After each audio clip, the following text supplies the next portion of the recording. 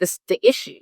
Hmm. So we thought we were managing two chapters of the 58 that were having an issue. We didn't realize initially that it was a global thing, and we did not communicate fast enough globally. And so, how we handle it? With honesty. That's how we handled it. We handled it with honesty. We acknowledged the feedback. We took accountability for our part in the confusion, and we put in measures immediately Hmm. for how we would handle this in the future. We added feedback mechanisms immediately. So we added new points of connection to different members on our staff team, added a new email box when you had technical issues, come Hmm. here, do this, do that. Full And we never transparency. promised Yeah. that we would do better in the future. And we will, we have, but we operate with integrity. Hello, everyone, and welcome to the Business of Learning podcast. My guest here today is Marci Thompson, who is the CEO of SMPS.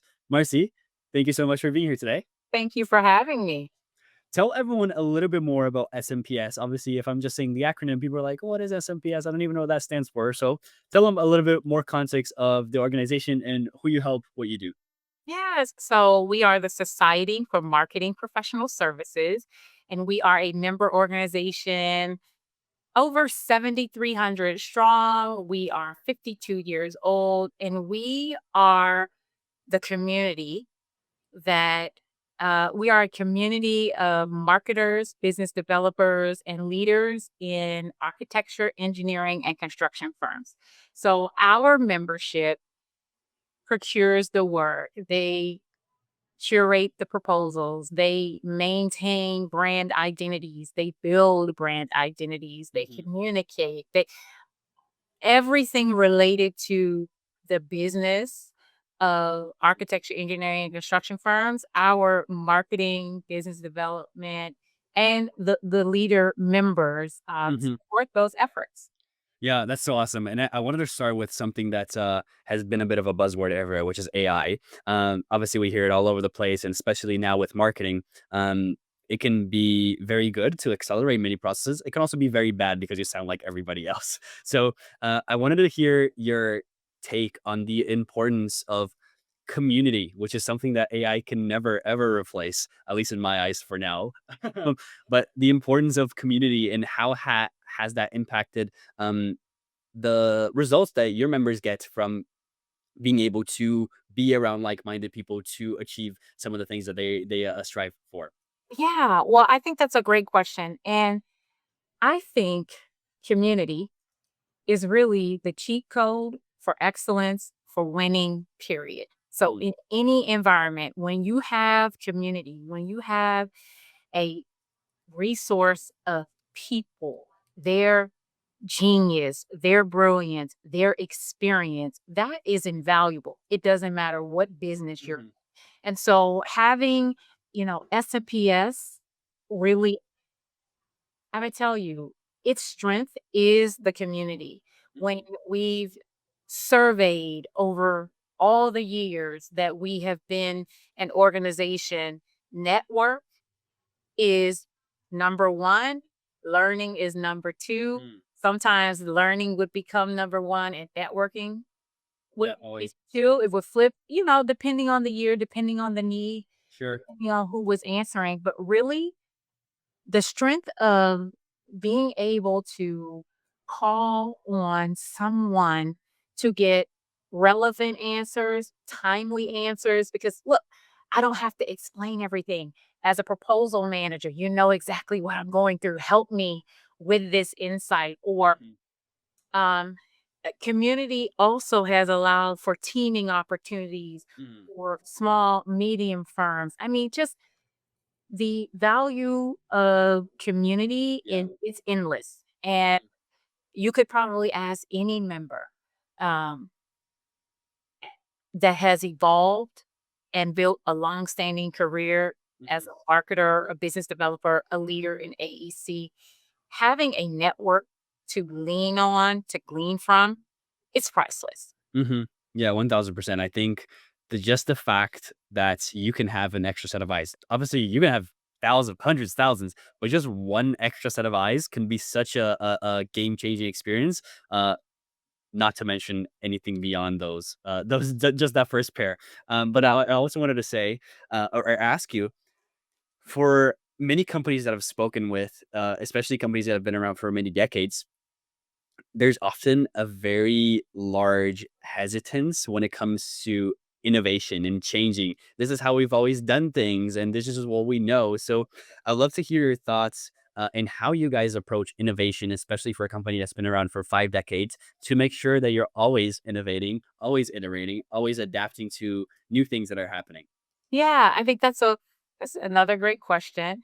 When I think about uh when I think about the future, when I think about what makes for a sustainable organization, I think that it's important to always be present at the point of need, relevant at the point of need. And if we only rely on the ways we've done things in the past, it will be impossible for us to be relevant at the point of need. Mm, What I mean by that is addressing the onset of artificial intelligence, not turning a blind eye to what is happening, investigating what we think will stick, what is a fad, what is a trend. That's our job. That's also how you sort of decipher and determine innovation. mhm, A lot of times we hear innovation and it's like, oh, well, what's the next new thing? Innovation could also be a tweak to an old thing. We mm, did it its way and we made a modification for it to be more accessible, uh, for the shelf life to be longer, mhm, or um, a new way of thinking, a new way of delivery. That's innovation, right? mhm. And so sometimes I think we think of innovation far off, Yeah. and innovation could simply be one small incremental Or change. next week. Yeah. And so when I think about innovation, it's also required for growth. Yep. The natural composition of growth. If you think about a flower, if you're growing, you are changing. Mm, And it's you gotta change. Uh, I'm not a big protector of the status quo. I'm not a big fan of this is how we've always done it. I am a fan of honoring foundation, honoring how we got here. And I'm also curious about what will allow us to maintain our relevance in the future. mm, I think about how would I prepare, our organization, yeah. prepare a marketer, a business developer, a leader to develop plans or work on proposals if the request was to build a road on the moon? I Sure. know that sounds crazy, but Yeah. the thing is, like, if you're not thinking out there crazy, there's nothing to pull back from and get. The stimulus is too weak. Yeah, yeah, yeah. I mean, it's gotta be like, that is the most ridiculous thing I heard. But when you start to pull it back, you're like, oh, but you know what? There's an element in that that we can Mm, use today to maybe attract professionals coming right out of college, yeah. to attract people are who've never been without social media, to attract those who have been impacted by the Amazon effect. Listen, I want you to be able to anticipate my needs. I want you to know what I want before I want it. Well, how do you do that without scenario planning, without thinking Mhm. beyond where we are? So that's just a long way of answering. That's awesome. No, I really like that. And I like how you said at the point of need. And are you familiar with the just in time learning and just in case Yes. learning? Yes, of course. So I love that. That's one of, I guess, the first lessons that I had as an entrepreneur a couple years back, where my mentor, he was just speaking, is like, why do you have so many books? Why are you reading so many things? And he's like, are you doing just in time or just in case learning? I was like, I don't know what that means. And it's like, Yeah, if you're just reading it just in case you get it, it's like you're probably gonna forget anyways. But if it's right now at the point of need and that's where you learn, that's where you get the most benefits. And that's your very thorough explanation reminder of you of that. So I appreciate you. It's good nostalgia there.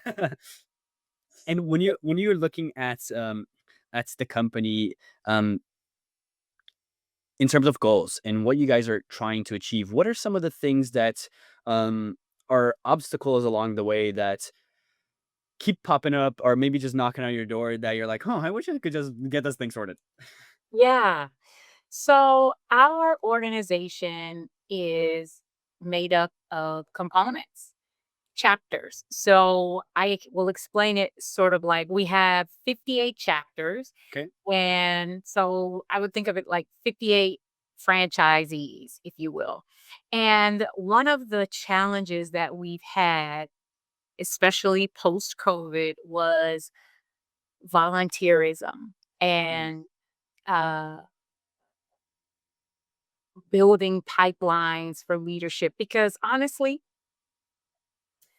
the juice, it's at the chapter level, right? mm, They are making the connections. They are really spreading the value that we bring in their communities, right? They have the networking events. They offer training and development and learning and education and all of those things.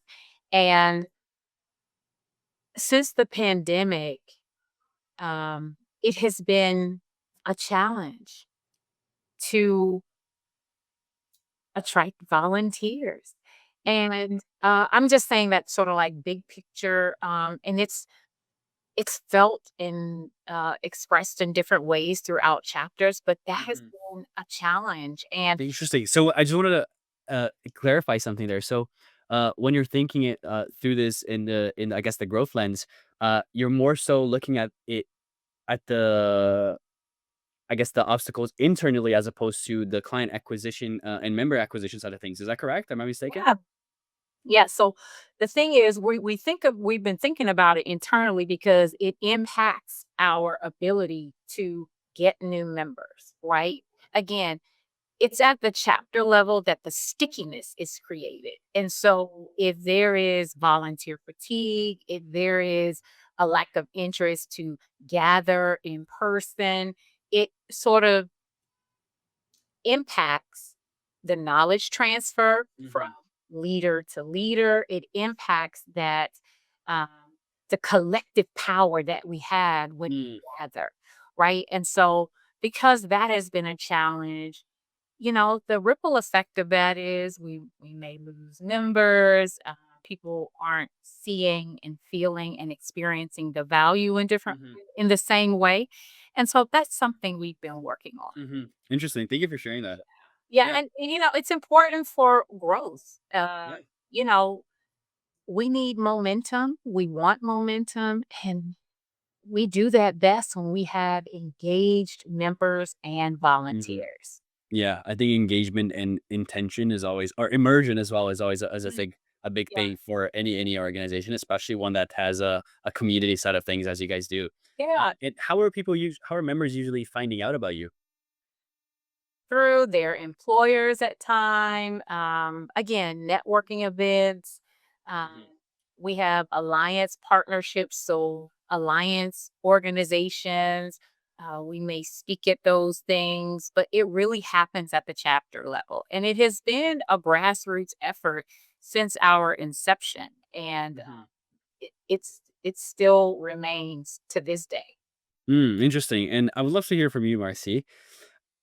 Throughout your career, your entrepreneurial career, is there any specific lesson or maybe advice from mentors that really just is always has always been ingrained in your head? Something, maybe one or two things that always jumps at you that you hold very tightly to yourself?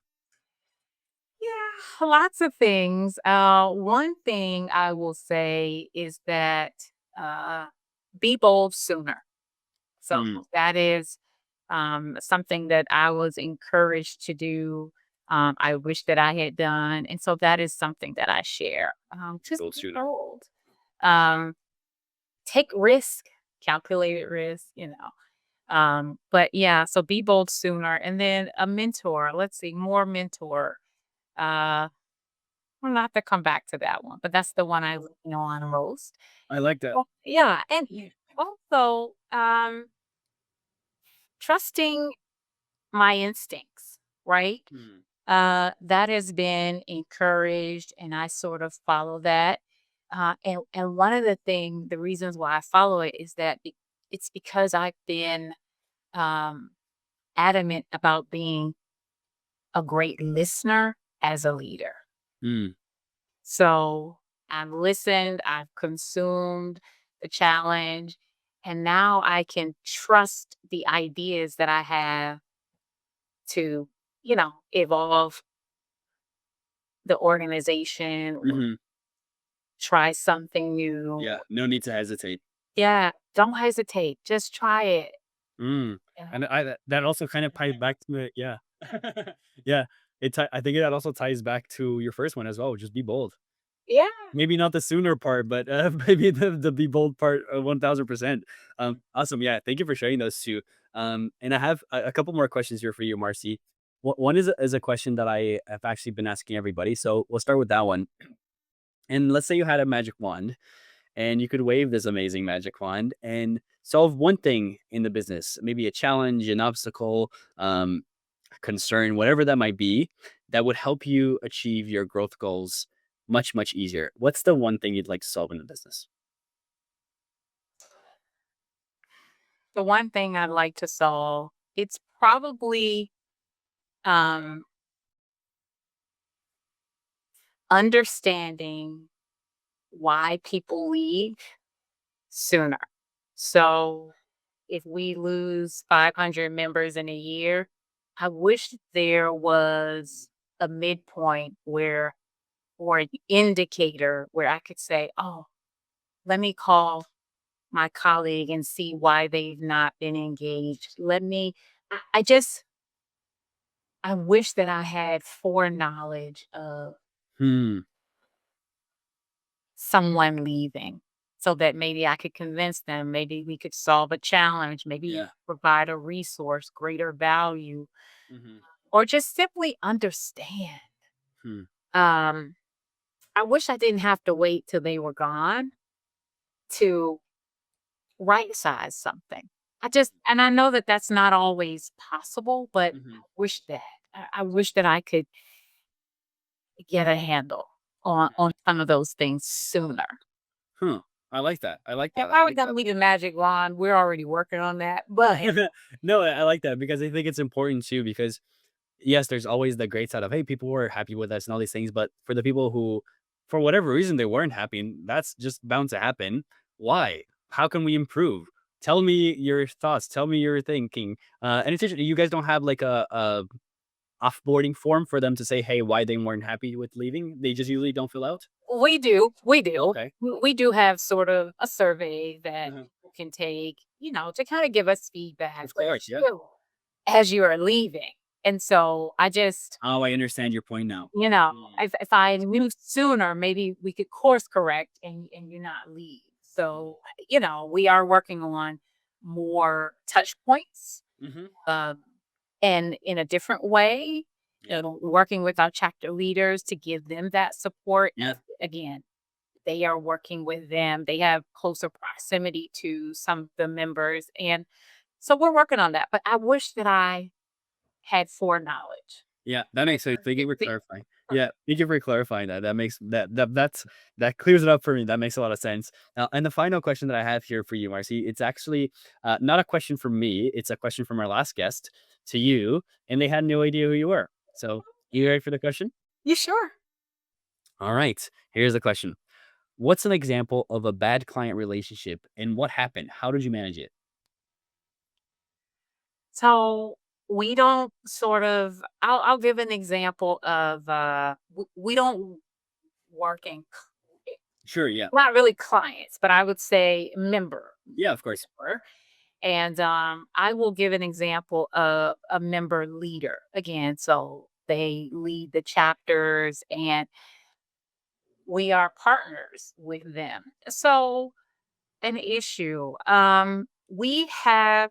some systems that had a there was a breach in one of our technology systems, and it impacted how chapters were able to manage their registrations. Mhm. And initially, we thought it was a one off. And then we got a message from a chapter leader, and it was very detailed and Mm. um, what is the word I want to use? I want to be, it was very detailed and thorough and hot. It was, Mhm, okay. I don't know another way to say that. I think that portrays the message, yeah. And when I read it, I was like, oh my God, it sort of hit us in the face. Like Mhm, we didn't know the depth of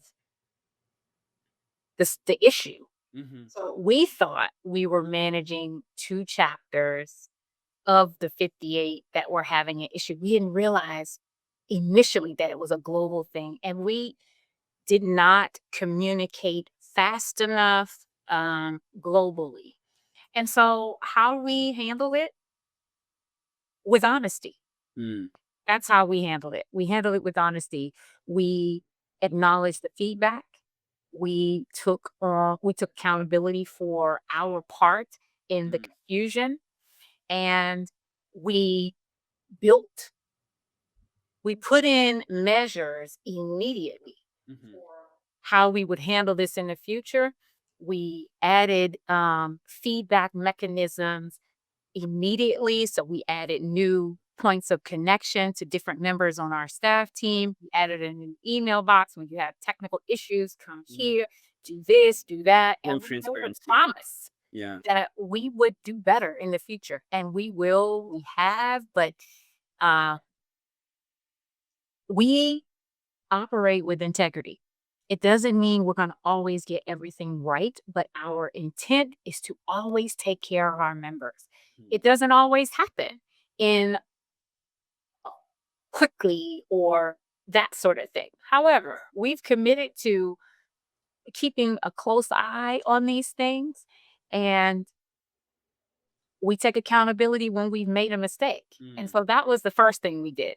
yeah. And we communicated it globally. We communicated to the group that raised the issue that was very Yeah. hot.